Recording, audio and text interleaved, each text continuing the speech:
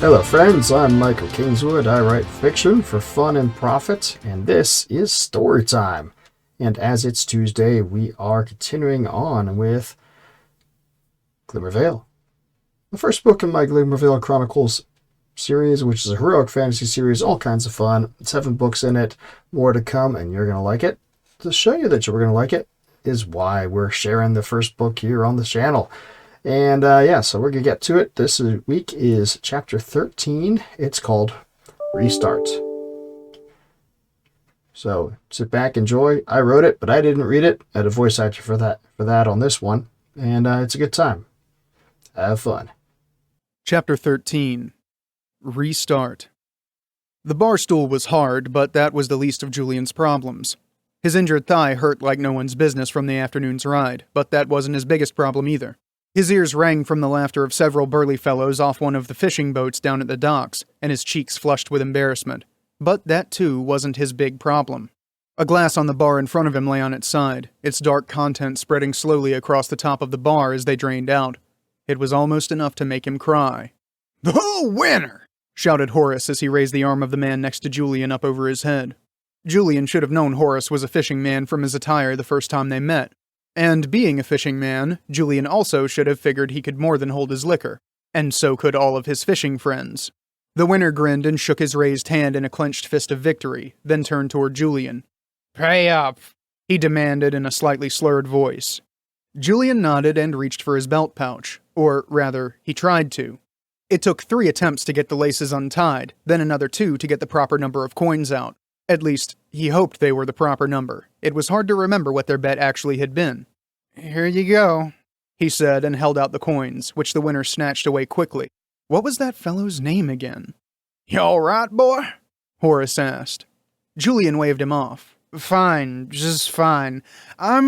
He wanted to say something else, but all that came out was a loud belch. The fishing men around him burst out laughing again. "Bugger me," he muttered and pushed himself away from the bar. He must have pushed harder than he intended, because he found himself stumbling backwards. The taproom swayed and spun around him, and he began to get a queasy sensation in the pit of his stomach. That wasn't good. His grasping hands found the back of a chair, and he smiled in relief. He managed to maneuver himself around the chair and collapse down onto the unpadded seat with a sigh. The room instantly slowed down, and he was able to at least somewhat regain his equilibrium. Water. He needed some water. "Right here," Horace said, pushing a cup into his hand. How had he known what Julian needed? That was a worry for another time. Right then, all Julian cared about was getting that water down his gullet. When he finally came up for air, he let out a great sigh. His head still spun, and he was still a trifle queasy, but that was fading quickly, and at least he was less thirsty. "Thanks," he said. "Pleasure's mine." Horace pulled a second chair around and sat down. "What's got you so wound up, boy?" "What you talking about? You normally don't tie one on this way." Julian spluttered. "Hey now, you don't know me that well." Horace chuckled. "I know when a man can hold his liquor and when he's gone well past his limit." Julian waved off his words with a dismissive gesture. "I'm fine." "You can barely stand. Really. What's the problem?" Julian looked away from the old fishing man and toward one of the fireplaces. Pushing down a surge of queasiness from the suddenness of change in his field of view, he swallowed hard before replying. "My friend and me were helping Mallory with the attacks." Horace's eyes narrowed. "Was that so?" Nodding, Julian replied, "Yeah. Thing is, there's, 50 of them? If we knew where they were based, that'd be one thing, but..." He threw his hands out in an overly exaggerated gesture of helplessness that sent the last of his water flinging out of his cup and into the face of a passing waitress. "Hey!" she exclaimed. "Oh, I'm so sorry," Julian stammered as he stumbled to his feet. He had a handkerchief somewhere. There it was. "Here, let me help." Julian held the handkerchief out and tried to help sop up the water on her shirt. She screeched and pushed him away. He found himself stumbling backwards until he struck something solid. Looking back over his shoulder, his spirits sank as he realized that the something solid was a large man with an unruly black beard, who had just stumbled forward into his equally large friend, spilling both their drinks. "Gents, I'm real sorry," was all Julian was able to get out. The bearded fellow growled as he spun around. Then, from out of nowhere, a very large fist struck Julian in the cheek, and he saw stars. He didn't stumble. He toppled to the floor in a heap. There he lay for a long moment, tasting blood as he tried to figure out what the gaping hole he was staring into was. Finally, it came to him. He was staring into his now empty cup, which lay on the floor beside his head. "Stay down!" The deep, gravelly voice could only belong to the bearded fellow. It probably would have been smarter to do what the large man said, but Julian wasn't in the mood to listen to the smart thing. Anger and a bruised ego demanded he get up and trounce the man. That was easier said than done, however. Julian got his hands below his torso and pushed himself up onto his hands and knees. There he stopped as another wave of nausea swept over him. He swallowed again to avoid losing his dinner and took a deep breath. Then, equilibrium restored, he forced himself erect. Or, rather, he tried to. But as soon as his hands left the floor, he collapsed again. Undaunted, he tried a second time, with the same result. Somewhere above himself, he heard voices, but he could not make out the words. Then suddenly he felt hands on his upper arms, and someone hauled him to his feet. Two someones, in fact. Looking slowly left and right, Julian saw that he was being supported by two of his new drinking buddies. One of them the fishing man who had won the bet. The two men guided him to a table and helped him into a chair, then set another cup of water in front of him. As he sat down, he looked back over his shoulder and saw Horace talking with the two large men. A waitress, a different one, came by and delivered drinks, which the men accepted. Then Horace clapped the bearded one on the shoulder and, with a friendly grin, turned and walked away from them toward Julian's table. Horace's smile faded as he sat down across from Julian. "Those boys are touchy, and they drink top-shelf liquor. You just cost me a fair amount of money." "I didn't ask you to help," Horace snorted. "Didn't need to, did you?" Drawing a deep breath, he paused for a moment. Then, after making a dismissive gesture, he said, "Don't think anything of it. Now," he leaned forward and clasped his hands together on top of the table. "You were saying?" "Bad day today is all." Horace did not reply. He just fixed Julian with a flat stare. With a sigh, Julian explained what happened, how they failed in their pursuit of the prisoner. He almost found himself telling Horace about Melanie's role, but caught himself at the last moment and instead took a drink of water. "Long story short, we're back to square one. Except that now they know who we are. And they'll come looking for us. We're screwed." "Your buddy agree with you on this?" Julian shook his head. "No. Ray's never one to accept reality, even when it slaps him in the face. Funny thing about reality, boy. How you look at it changes what it is." Maybe it was just the alcohol, but Julian couldn't make sense of what that was supposed to mean. Reality was, well, reality. It didn't change. Horace chuckled softly. "From the look on your face, I just lost you." He stood up suddenly. Walking around the table, he clapped Julian on the shoulder and said, "I'll explain in the morning, when your head's not full of mud." Horace walked over to the bar and spoke with the bartender for a short time, making some gestures in Julian's direction. Then he left the inn. His fishing men friends left with him. Julian awoke to sunlight streaming in through the window in his and Radrick's room and instantly wished he hadn't opened his eyes. His head pounded, and his mouth was so dry as to feel gravelly on his tongue. He felt more than a little queasy as well, and the bright light did not help matters one bit. Pressing his palms to his forehead, Julian groaned softly and lay still for a moment. This was not going to be a good day. He glanced aside to the other bed and was not surprised to find it empty. Radrick almost never slept in. But then they couldn't really afford to be late risers. Knowing that didn't make it any easier to sit up and swing his feet over the side of the bed, or to stand, grab a towel, and shuffle across the hall to the privy and the baths for his morning routine. A bath left him feeling slightly more human, and as he tromped down the stairs, the ache in his head helped him ignore the twinges of protest from his wounded thigh. Maybe a hangover was good for something after all. The tap room had more patrons than usual in the morning. Maybe it was just that it was later than he normally came down. He limped over to a table near the bar, scanning the crowd as he went.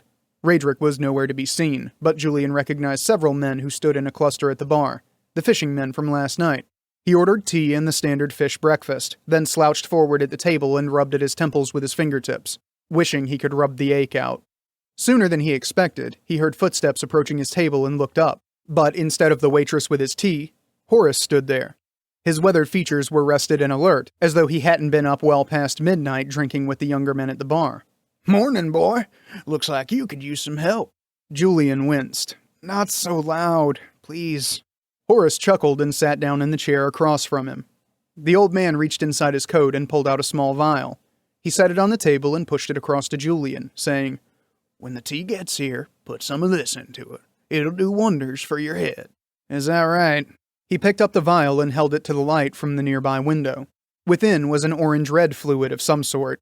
"I've heard of plenty of hangover cures. Tried them all." He raised an eyebrow at Horace. "None of them work." Horace leaned back in his chair and scratched at his chin. "You this cynical about everything?"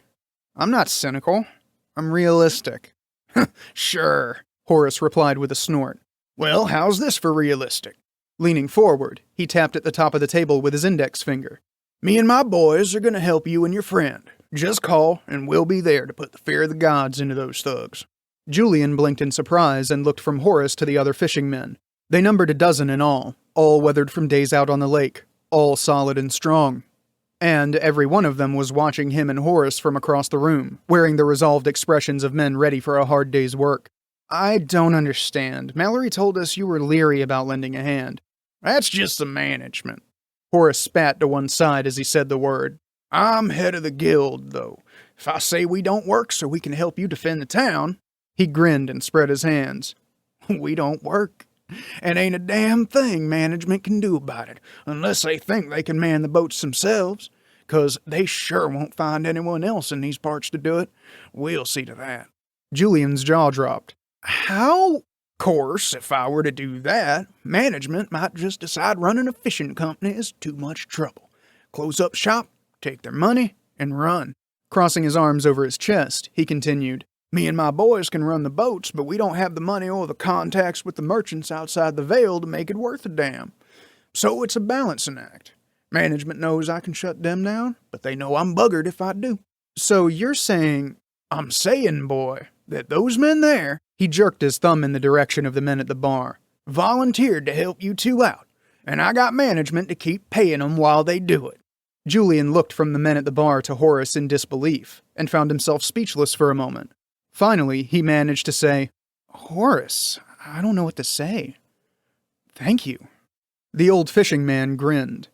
"Reality looks a bit different in the morning, don't it?" All right, I know what you're thinking. You're thinking, hey, Kingswood, I love that story. How can I buy your books? Great question. Here's the answer. Best way to buy my books is to come over to my site, michaelkingswood.com/store. That will bring you to this place, which is my company's store where you can get books, merchandise, all kinds of great stuff that I've set up. And but you're wondering how it works. Well, here, let's check out Glimmer Chronicles, which is my heroic fantasy series that I've talked a lot about. If you haven't read it yet, you really should. It's a super fun series. Everything you would want. You should start with Glimmer, which is the first book. Come over here to Glimmer. It'll load up. Hey, look at that. You get the book description, links to other books in the series, great stuff. And you can pick the format you want. You got ebook, trade paperback, and audiobook. Not everything I've written is an audiobook yet, but almost everything's a trade paperback and everything's an ebook. But like, hey, I know what you're thinking. Hey, I'm buying from you. How do I get the ebook? There's a service that I work with called Book Funnel. When you buy from my site, they will send you a link. That link will lead you to a page where they will walk you through how to load your ebook onto the device you're choosing, or you can just download it to computer and do whatever you want with it. So that way it's easy peasy. Maximum profit for me, all kinds of fun for you. But I know, a lot of you guys, you like your Kindles, you like your other things, and you want to go straight to the retailer, and that's fine. You can come over here to michaelkingswood.com/books2read, the number 2. And I have this handy dandy universal book link aggregator page set up. You can scroll through, look at all my stories, all my books, and pick which one you want, and then go from there. Here's how it works. Let's do Glimmer again. So Glimmer, first book in the series, you click on it, you get this thing, you get the book description, you get all other books in the series, and you say, get it now. Okay, get it now. Look what happens. Every retailer where you can find it is here. You can pick the one that you like best. and say, okay, cool. Well, let's say I wanted to buy it in, I don't know, let's just say Kobo, because why not? Click on it. And then it'll ask you, is this your favorite store? If so, you set it. So every time you come back, you don't have to choose. It'll just go take you to your favorite store. But let's just, you don't have to do that. Well, we're going on to Kobo. Hoo-yah. Hey, look at this. Here it is on the Kobo site. People like it. People have bought it. Good stuff. Links to other things of mine. And, or you can do one of the other stores that you like. Either way, you get the book you like. I get money. It's all good.